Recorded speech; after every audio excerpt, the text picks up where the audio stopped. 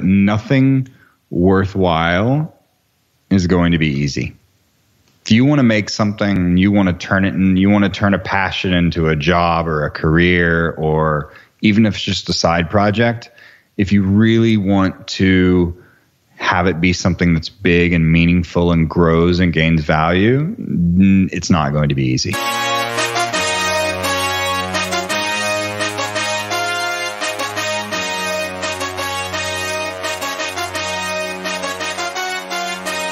Welcome to the Passion Behind the Art Show. It's all about diving in with individuals to learn the story behind their passion. It's your host, Daryl Pinkham. What's up? Guess what? It's another week, another amazing guest, and another opportunity for me to bring you value through someone else's story. But before we jump into this week's episode, I just want to let you know that our Patreon page is up and running, finally. And if you're not familiar with Patreon, it's basically a way to support a specific endeavor that you're interested in. And of course, the endeavor that we're talking about right now is Passion Behind the Art, the podcast. So I'd really appreciate it if you would support the podcast through our Patreon page. All you need to do is just go to passionbehindtheart.com and look for the Patreon tab, and it will take you directly to the page. This would mean the world to me and everything that I'm doing in regards to the podcast. A large percentage of what I do in regards to the podcast, as a matter of fact, all of it is free. And I would really appreciate you if you could just help support the podcast with as low as $2. Nothing too crazy.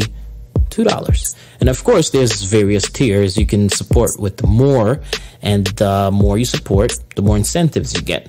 So just go to passionbehindtheart.com and check out our Patreon page. This would help me out a lot. There will also be a link in the show notes. So without further ado, let's jump into this week's episode. All right, I am beyond excited to have Brad Smith on the Passion Behind the Art Show, CEO of Simplecast, and much more after researching. Brad, welcome. Thank you for having me, and I'm a little worried about the research that you did.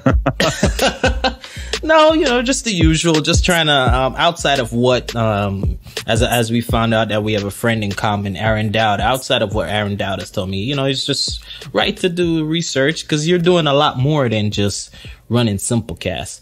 So, let's jump right into it. Where did this audio venture, was this something like from a child you wanted to do? Like, what were you thinking about as a kid? Brad the kid. What was Brad trying to do? What was I thinking about as a kid? Probably time travel and bike riding. Perfect. the two most important pieces of fabric of life. Yeah, I don't know. Wow. So I guess as a kid, what I would be thinking about, or what you wanted to be when you were a kid. Was it this? I had no idea. I didn't. I loved being creative, and in school and elementary school and high school and whatnot, art class was always my favorite. We had a kind of like, it's like drama and debate club, but you would kind of go and you would almost compete with like radio announcing. Oh, interesting. So that was something that I did. And like yearbook and all those things that you get to be creative at, and photography class and all of that. So I didn't really know. I just loved making. Interesting.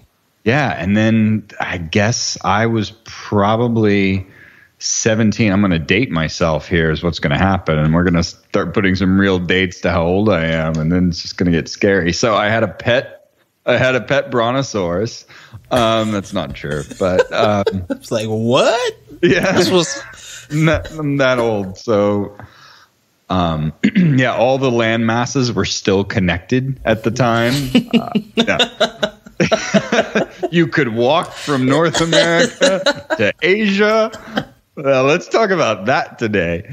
So yeah, I guess I guess it all really changed for me. I was probably 17 or 18. I guess I was 17. I'm still in high school. And we got a computer in the house. And it was just a very small old clunker, and it was fantastic. It had like Microsoft Paint on there, and that was it. And that's where it all began. And then suddenly, like how I used to be an outdoorsy kid, it was like, no, I have this thing in front of me that allows me to do all of these unlimited things. And then it can connect to this thing through a modem called the internet. Oh gosh. And then you can get into like, CompuServe or America Online. Wow. Yeah, it just, the world opened up. And it all kind of began there. Oh, that's, it's funny. Like those early stages of computer, I think almost everyone remembers when they first got that big old box in their home. I know. I remember for sure. Yep. And it just completely changed everything.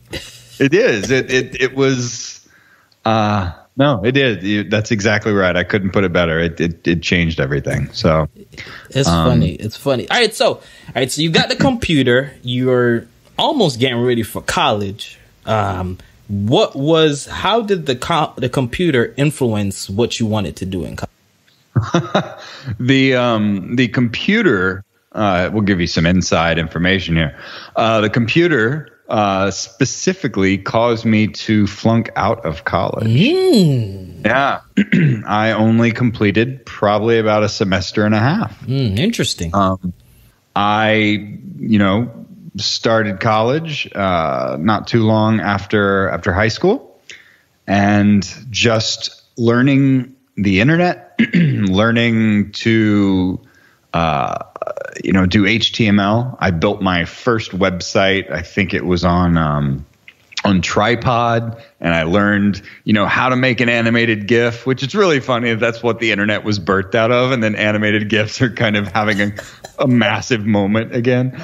And that was really it. And I kind of got obsessed with learning HTML, not CSS, way before CSS. Right. Learning HTML, and there was no CSS. We can ask my pet brontosaurus.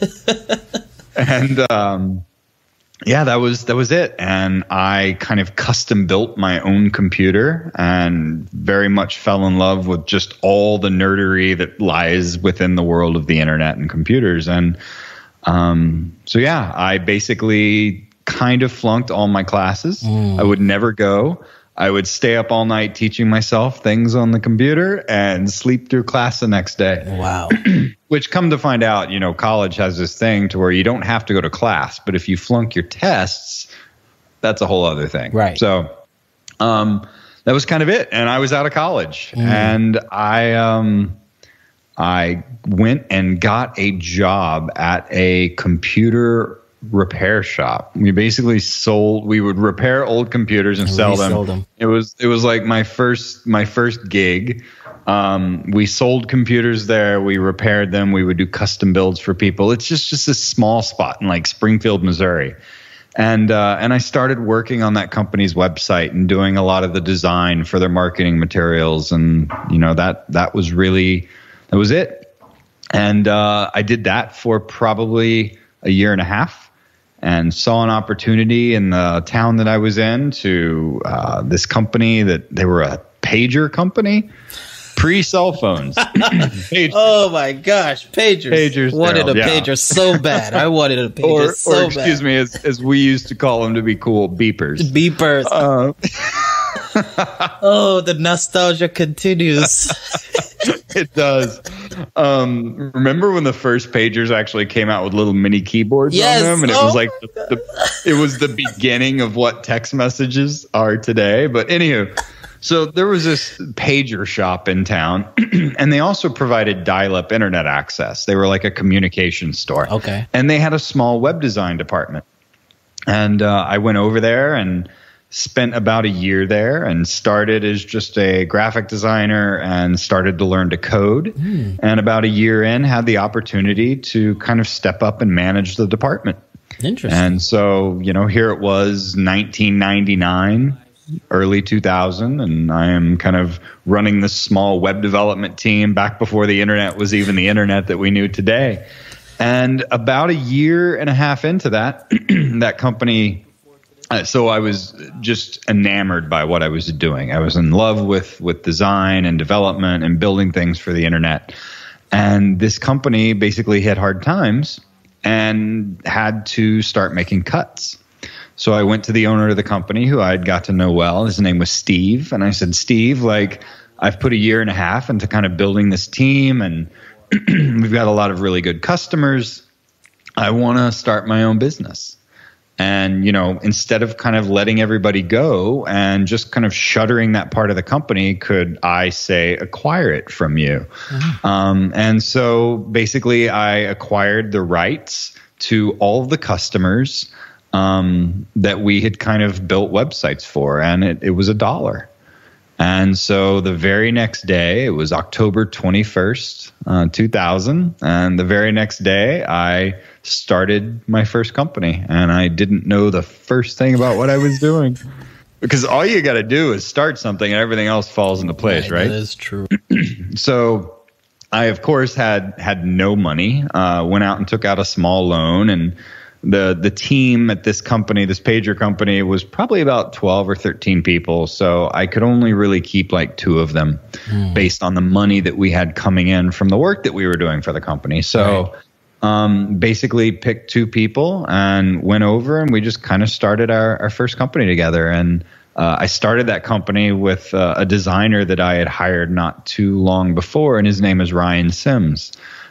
Still one of my dearest, closest friends to this day, and he is currently the VP of design at Duolingo. So the name sounds familiar.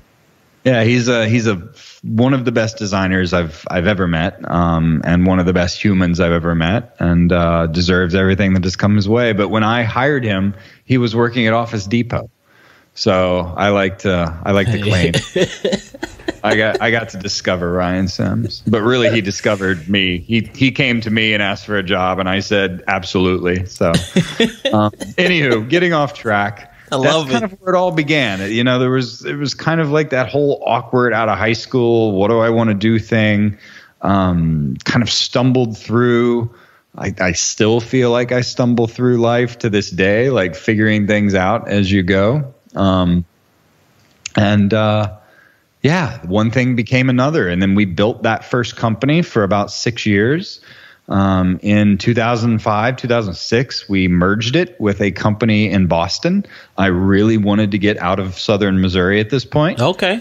And I had met a really cool team of people in Boston. We met at South by Southwest in, I think, 2005, 2004. And they wanted to build product for the web. And we had been doing client work for 5 years. And I was like, yes, no more clients. Let's build product. So Ryan and I basically moved to Boston and mushed our companies together and started building things. And we built a music social networking site called Pure Volume. And then in 2006, we launched a MySpace competitor that was called Verb. We were like going to make the I remember beautiful, it. That's amazing. I remember it. We were going to make the beautiful, easy to customize MySpace profile. And we did that, and we had a really good, successful kickoff to that. And a couple years later, decided, hey, we don't want to be in the social networking game anymore, and pivoted Verb into a website builder, kind of like we were the good-looking themes, easy-to-use platform, kind of before Squarespace was easy-to-use platform with good-looking themes. And we pivoted that company, and Verb became a whole new product, kept the same name, and it's still around today and still up and running. Yeah. That's interesting. Like what you just said about what you wanted Verb to be. I feel like that's kind of like what you turned Simplecast into. A good-looking product. Well, design is extremely important to me. Definitely design and functionality. I think a vein that kind of runs through a lot of the things that I've been lucky enough to be a part of and build is, if you go back to the beginning days of Verb or even Pure Volume before that, or the products that we tried to build that we failed at before even those, they've always been centered around the creative and giving them the tools and the ability to be able to get their work out to the world in an easy manner, and two, in a manner that is beautiful and professional and good looking and functional. Makes sense. Because like for me, when I first started my podcast, I was using SoundCloud, and it got me to a point. But at the time when I was using it, SoundCloud wasn't developed enough, or it just wasn't developed enough for me to do what I want to do. And I went to Libsyn, and my goodness, I felt like this was this daunting task. And I was like, is there like nothing else? And somebody I knew, same folks from Creative South, was using, I checked out to see what they were using.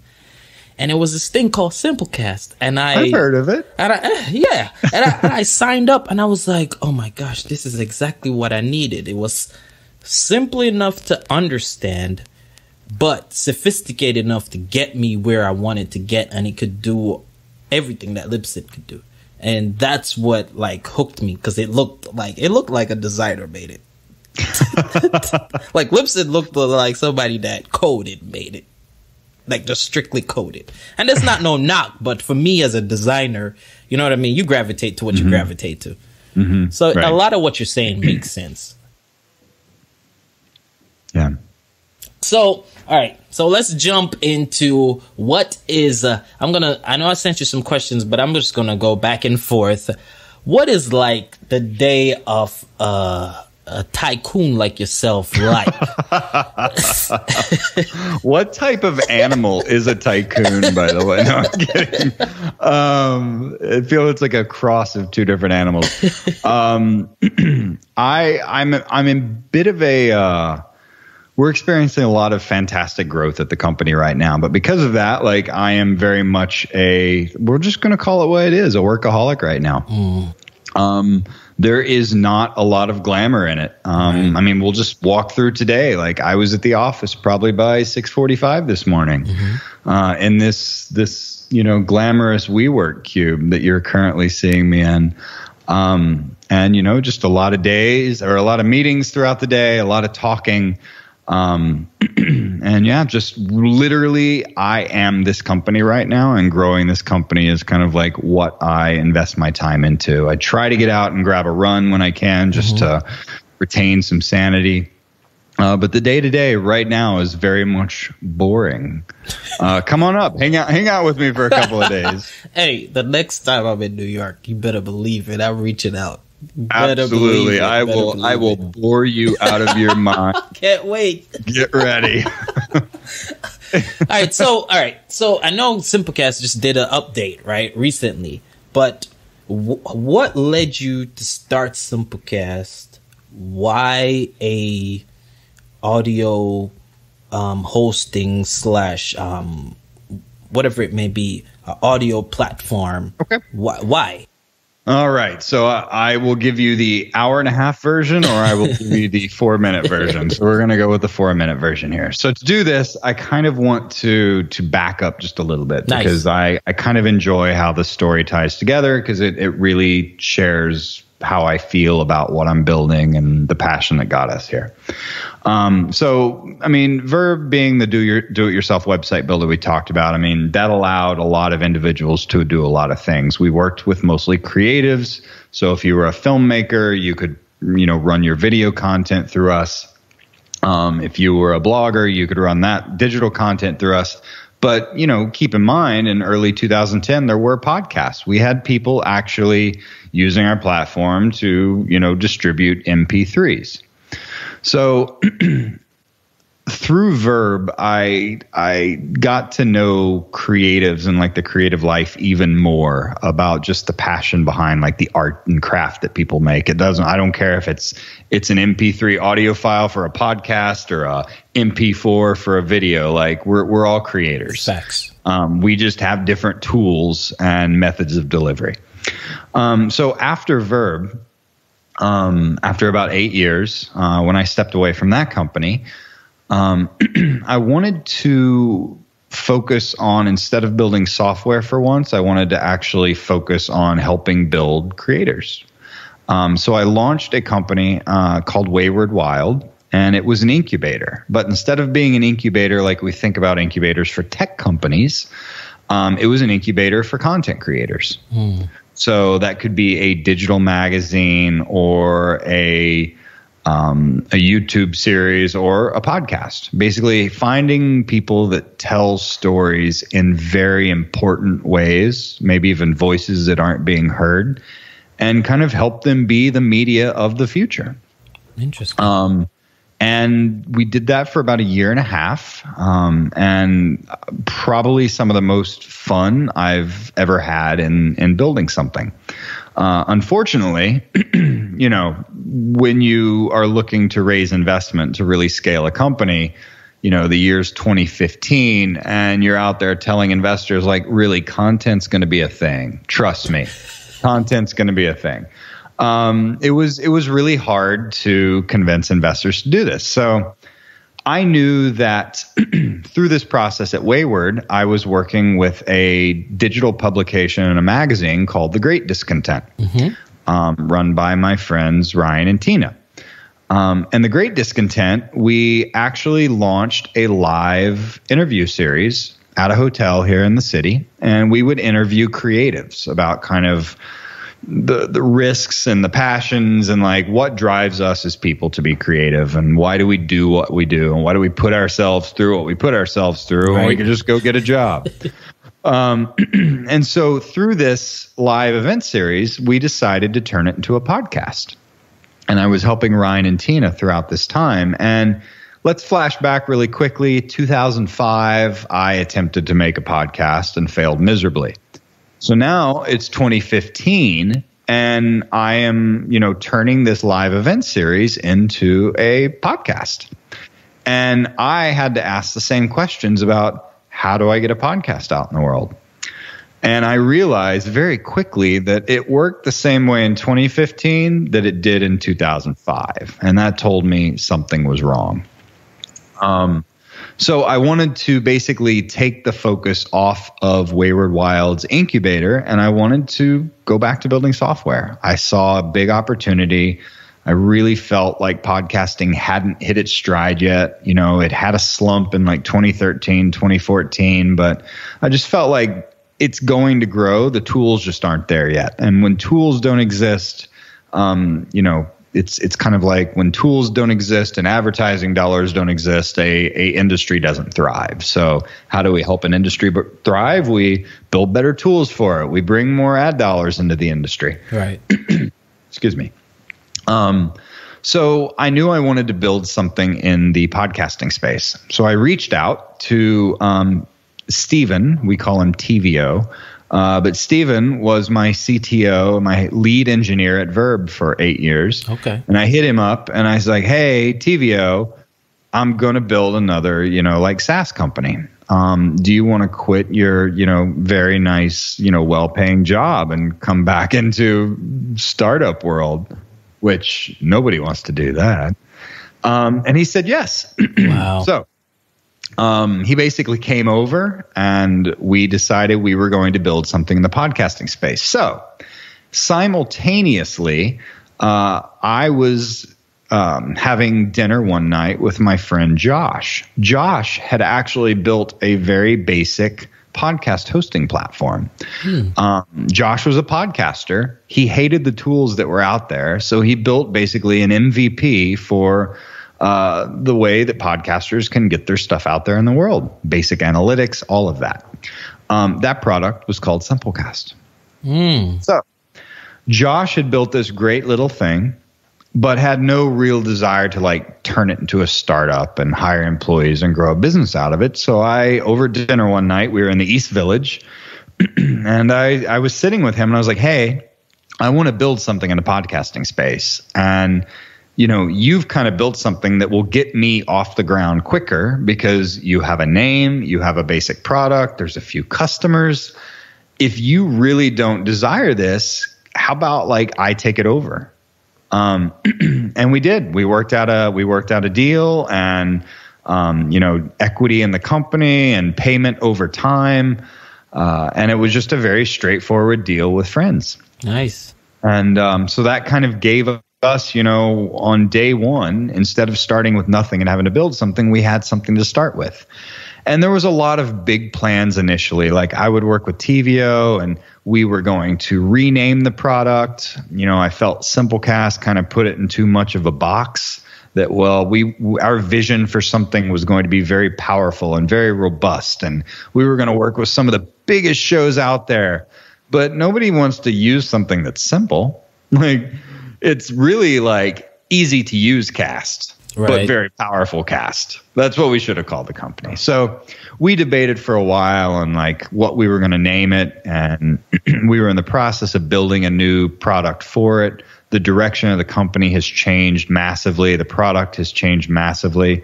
But over time, after just talking to customers, like the name worked. It was easy to remember. It was easy to spell. It's not a word that's spelled different than how it sounds. And we had Simplecast.com. Like even getting a .com of a normal, a simple name, a simple name with a .com. Like, okay, we're going to stick with it.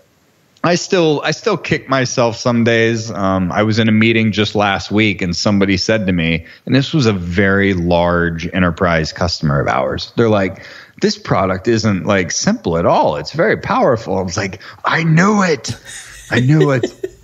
So anywho, I spent way too much time on that story. So TVO came over. We bootstrapped the company. It was just him and I for a while. Literally, he and I were running customer support. We were supporting the product, and just bootstrapped it as long as we could. And then I eventually went out and pulled together a small group of investors to raise a very small round of money, extremely small, that would basically ride us for 6 to 9 months to see if we could really turn this company into something that could gain scale and could actually generate substantial revenue. And then we went out and built a good product. I went out and I raised some money from these investors. That raise turned into being able to bring a few more people on the team, Aaron Dowd being one of them. I think I told you, Aaron was probably, team member 3 or 4. I would have to check, like very early on. And Aaron basically came in to take our customer success, our customer support off the shoulders of Steven and I. Steven is an engineer. I was everything else. I was even doing design for Simplecast at that time. And Aaron really came in, and he and Dane and Aaron were the next 2 people to join the company, basically kind of headed up and grew the customer side of the business while TVO and I focused on the product side. And then, we would hit a milestone, we would grow. I would go back out, and I think in late 2016, we went out and we actually raised a seed round of investment. Really? Found a VC that would be interested. Closed a small seed round, hired a few more people, worked our butts off and grew the product and grew the customers. And then in late 2017, we went out and we raised a Series A. And it just kind of, late 2018, excuse me. So it was just kind of one thing after another. It's been a massive blur, but it's been hire great people that really care about podcasting and care about podcasters and other people and build good product. And that's what we've really kind of created this company off of. And, we now have thousands of customers, and we power shows by Facebook and by Twitter. And we were, you and I were chatting about Stranger Things earlier because I asked if you lived near the filming location. But like Netflix has a Stranger Things podcast now that's powered by Simplecast. So like we have just really one day at a time and one brick at a time built this company kind of out of nothing. And it's all been around building great product, making it the best it can be, and bringing together the best group of people that we could. Man, it's just an amazing, and just to see where it's coming from and to see now the variety of people that's using it, from the highest to high, and the person who's just the Joe that's just starting out. It's just like, it's amazing. I must applaud you guys. Thank you. Well, I mean, it's kind of what I set out to do. We knew that the industry was stuck in the past. I wanted to build something that was robust, that was some of the best tools out there, the most detailed analytics. Not even talking about the things that we're about to launch, but the idea was to build something that was good enough and powerful enough to run a show for like a major corporation or a massive brand, but to open it up to everybody, to give creators everywhere access to the tools that they otherwise could possibly not get access to. And so that's kind of been the mantra all along, is build for the best, build for the biggest, and then let's open those tools up and give these capabilities to every creator, big and small. So what would you say was like the hardest thing that you had to overcome through your journey? That's a tough one. My own brain. Yeah, if we're gonna dig deep here and do a little therapy session, my own brain. Self-doubt and fear. Never feeling that, what you're doing is good enough, or that you're not taking the right steps, and struggling with, something that I think all creators, I don't get to create much anymore, but I still feel like at my heart, I'm still that same person sitting behind a computer, at 17, building my first website. But I think that's something that we all struggle with is that balance between, what do I need to survive, and what do I need to do to actually make me happy? And then once you find that thing that makes you happy, am I good enough at it? Am I going to fail? Am I doing all these? So like the hardest thing that I've had to overcome for me is in my head. And it's something that, I think a lot of us do. And I still deal with it day after day. Yeah, I think I was, went to a breakfast with other entrepreneurs about 2 weeks ago, and, just talking about imposter syndrome. I'm sure a lot of people have heard about that. Like everybody deals with it. It has nothing to do with being an entrepreneur. Like that whole feeling of just, oh God, I'm getting up every day and I'm faking this and I don't know what I'm doing, and just feeling like you have to figure it out every day and you don't deserve what you're building. But I think that's something that's very real to a lot of humans. So yeah, that's the one thing. One of the many things, that's the one that comes to mind first. Interesting. It's funny that how it's like I've interviewed a good amount of people, and for some reason, like I would say if I had to make a list, that would probably be either 1 or 2 on the list of the things that people struggle with. Yeah, it's real. Our brains. There's a lot more that we fight with in there that sometimes we fight with in our day to day. That is a fact. That is a fact. So who are the people that Brad surrounds himself with? The support system, the people that keeps him grounded, but at the same time helps him to overcome these, imposter syndromes or stuff like that. A very close, good, tight-knit group of friends. It's something that, I've realized as I've gotten older. Like, I definitely feel like when I was younger, you had a mass of friends. And, as you get older, you start having people rise to the top. And you're like, well, instead of spending time with 15 people, I would rather spend a lot of time with like these 5. So like some of my best lifelong friendships are these individuals that, that know everything about me and know my flaws. And I think that's really what's important in like your support system and your friends and things like that. And, I've been personally dealing with, like I said, the company is growing very quickly right now. And there's a lot of stresses and anxieties that come along with that. And I had dinner with a friend, here in the city a couple nights ago, and actually used him to kind of share some of these issues and work through at the same time. So definitely just having a group of friends that you can be yourself with 100%. No shroud of fakery or anything like that. Just be yourself with. And you got to think too, for most of us that spend, most of our waking hours working, doing hopefully something that we love, we end up spending, more time with our coworkers and our colleagues and our employees than we do with, even significant others or partners in our life or friends. So I've been very lucky as a person to have incredible people come across my path that, like I was talking about TVO, that, have chosen to work with me on multiple companies over decades. Not decades, I shouldn't make that, that's plural. Over a decade. My head of product, Matt Rubin, he was actually with me in the trenches building Verb. He spent 3 or 4 years at Squarespace. He's back over here at Simplecast now. So I've been very lucky to have a great system of people that I trust who do just fantastic work that for some crazy reason have decided to hop in the trenches with me again and build another company. Oh, that is good though. It's good when you can, you have those people that you can call on and are there for you and will actually get in the trenches with you. That's good.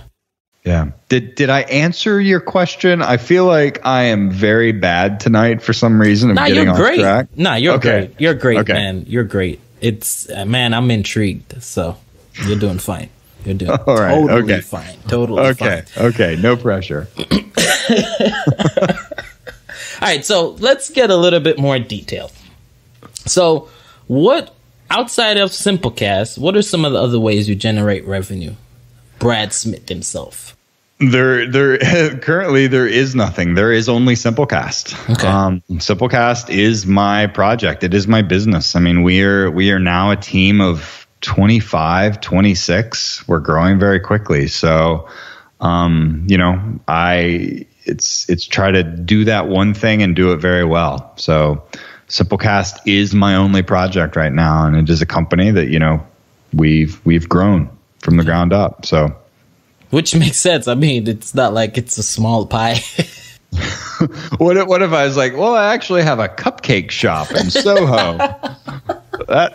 Hey, you never know, man. You never Trust know. Me, I said that because one day when I'm really tired of building software, I'm going to own a cupcake shop. I think. Well, there you go. We just decided that. There you go. And plus, like, almost every entrepreneur, they always have something else. Oh, there's always something else. It's a miniature cake. Why wouldn't you want to do something with that? Like, who wants a full-size cake when you could have multiple small cakes of all different flavors?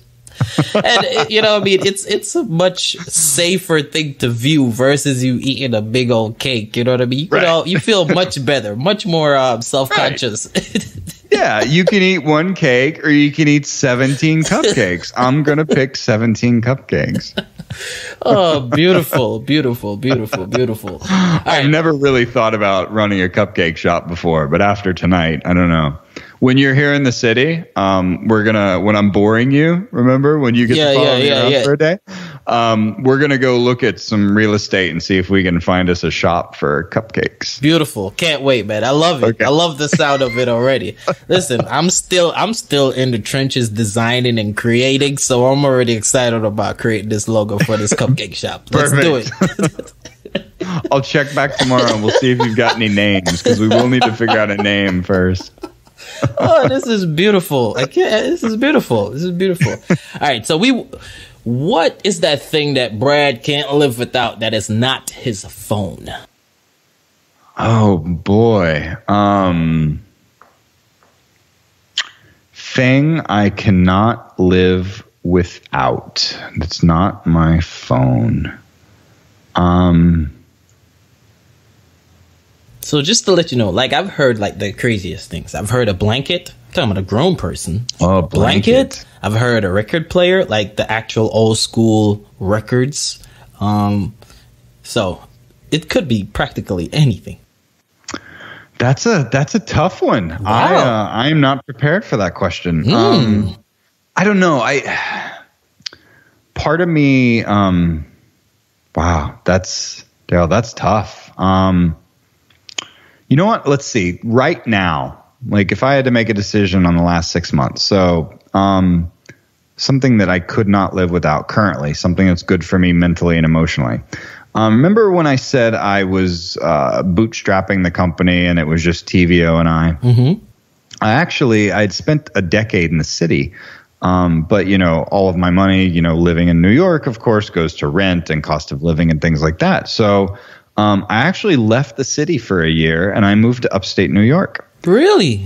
Yeah. It felt a little like losing at the time because it was like, well, the city defeated me. I've got to leave. But it was all about like, you've only got X amount of cash in the bank. You need to be able to pay people to help you build a product. So it's like, do I want to keep my apartment or do I want to keep my company? Facts. So, and I knew it would only be temporary. So I promise there's a point to this story. So I moved up there and I kind of disliked it. I was angry at it, upstate New York, because it was like I had to leave this city that I love so much and I'm up here. And then over that year before I came back to the city changed 100%. Wow. I still to this day have that apartment that I rented in upstate New York, and I still go up there a few weekends a month. And one thing that I cannot do without right now is that place. Because I lead this, like I told you, this very boring life currently where it's a lot of work every day. Every little second I can get for peace and quiet and to be able to drive to the country and go on a bike ride or take a hike or walk along a river is priceless right now. And so, yeah, I don't know. I dug deep, and that's one thing currently that I really need. That if it went away tomorrow, I'd be kind of sad. Because it's very important to me right now for kind of just my own mental, I guess, happiness. I love it. I love it. And a record player. My record player. My iPod Touch, because I can't have a phone. So at least, no, I'm kidding. I don't have an iPod Touch. I love it, man. I really appreciate that answer. Even though like upstate New York is like a different country from the city. It 100% is. Absolutely. And that's kind of what's great about it. Right. Like, I can literally drive 75 miles outside the city and feel like I am in a whole other world. So yeah, that's I think New York is the only place that has something like that. Like there's two completely different cultures in one small little state. Yeah. It's crazy. Yeah, and not that far away. Not that far right away. Right up the road. It's crazy. Oh my goodness. I've been to Rochester and all those places, so I know exactly what you're talking about. It's very interesting. So book recommendations. Come on, hit me with some of them genius books that you have to offer. Oh boy. If you want to really cut into your book reading and podcast listening time, start a company. Book reading. I'm trying to think when you did have time to read a book. No, I got it. Okay. I got it. And this is not something that I've read recently, but since we're really digging deep into the soul tonight, I love it. One book that I have recommended that came recommended to me that I have probably recommended to 10 creatives over the past 4 years since I read it. It's a book, but it's also kind of like a workbook. Mm-hmm. And it's called The Artist's Way. And the author's Julia Cameron. Okay. It is, I know it's boring and not what you wanted to hear. Like, it's not like this crime novel or a romance novel. It's not a romance novel. But that book, like, it still sits on my desk every day because that book got me through so many creative roadblocks. We go back to like that imposter syndrome and the creative roadblocks that you run into. That book is literally a map that helps you find your way out of the woods. Wow. Yeah. So it's a book. It's very helpful. I think it's an older book too. So I think it's probably in second or third edition now. And, it's probably had updates since like North America and Asia separated as continents. So that's a book that comes to mind that definitely was important to me. And I haven't touched the book myself in probably 4 or 5 years, but like I said, I've certainly recommended it to quite a few people. The Artist Way.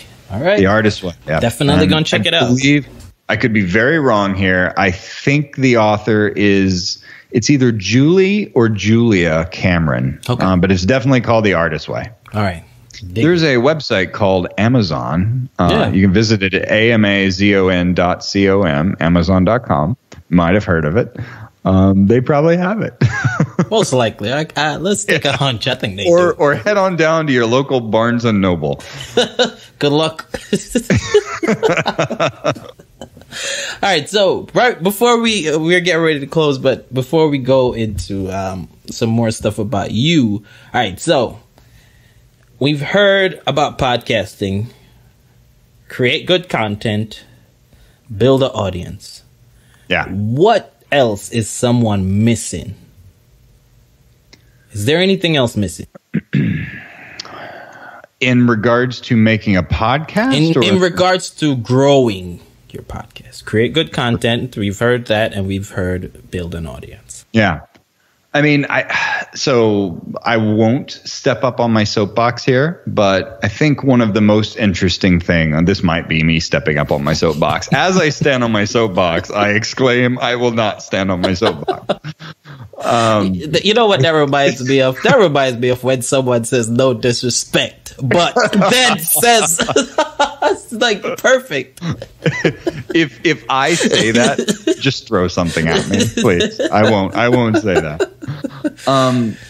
So there is so much value in focusing on creating good content. Again, as a company, our biggest we work with a lot of large corporations and large companies that are getting into podcasting. But I think something that I think should be encouraging to a lot of independent podcasters is a lot of these companies getting into podcasting, they're beginners too. They are figuring it out for the first time. And I see this a lot in our customer support chats. I still read every individual customer chat that comes through our system to this day. Sweet. I'm watching you. I may just send one through just for the heck of it. I'll see it. I'll send you back an animated GIF. Maybe 2 if you're lucky. But so the thing that I want to get back to is I see this come up a lot about how can I monetize my podcast? And you would be blown away the number of potential podcasters, new podcasters coming into the space that ask that question before they really even have a podcast. And I think it is very important at that to you as a creator need to only focus on one thing for your first 6 months of that podcast. And that is making it as good as it can be, being the best host, telling the best story, don't do what I do, which is say and ah a ton. Literally focus on telling compelling stories. I don't care if it's a fiction podcast, if it's storytelling, if it's an interview series, make that so good that people want to listen to it. Help them fall in love with what you're creating and the stories that you tell interesting stories. Because you know what? If you can make quality content that people love and want to come back to, you're not going to have to worry about monetizing it. Those things can be figured out and they will fall into place. If you want to turn that into something that, you can quit your day job and make podcasting your thing, if you're not focusing only on the quality of your content first and foremost, then your priorities are out of whack. So what do you need to do in addition to making good content? I would say to a lot of people just getting started, just make good content and the rest is going to work itself out. It's just like building a company. Make a good product, bring in good people to help you build that product, and you will find your path through that. podcasting, make a good podcast. I respect that. I respect that 100%. I did not think about monetizing my podcast at all until about recently, which is after I hit over 100 episodes. That's incredible. Yeah. So I totally agree with you. And I still think about the content and making it better every single time. That's mostly what I think about. Your podcast better. Why did you invite me to be on? we gotta get the podcast guru on. Come on. You've just lost like 50 listeners today. I'm sorry. We'll get them back. Oh God. We'll get them back. All right. So what's next for Brad? What's next? What is next for me? We've got a lot of work to do in the next stage of this company. We are launching a bunch of very exciting things, a lot of firsts that haven't been done in the industry before. We have a lot of exciting big partnerships coming up with other platforms. So really, what is next for me? I'm going to keep doing the exact same thing I'm doing right now. And we're going to continue building a platform out there that can help make creators successful. And I got to get back to running. This whole workaholic thing has caused me to gain a little bit of weight. I feel you. Trust me, you literally read my mind. I'm there with you. I need to get back to running myself. Yeah, I just have to. I have to. It's like I need it for my brain. I need it for like my belt loop. I refuse to poke another hole in my belt. Oh man, I feel you. And plus, running is like so therapeutic, especially like when it just comes to understanding growth. I don't know why for me, but just understanding growth and the time it takes for something to grow. I don't know. Running just kind of articulates that for me the best. Yeah, it is. I used to be an avid runner, and I will get there again. But I went a few nights ago. I was just having the most stressful day, and 90% of the stress isn't real. It's always in our head. And I went on a run, and I came back 45 minutes later, just feeling like a brand new person. So, two things. What is in my future? And you can hold me accountable to this. We're going to keep building amazing product and shipping some really great things very soon. And I'm going to run. And I'm going to check in with you, too, and see if you're running. Let's do it. Let's do it. Accountability partners. I'll see you on Strava. Let's do it. All right. So what advice would you have, as we're getting ready to close, what advice would you have for creatives out there? Oh, boy. That should be its own episode. Advice for creators.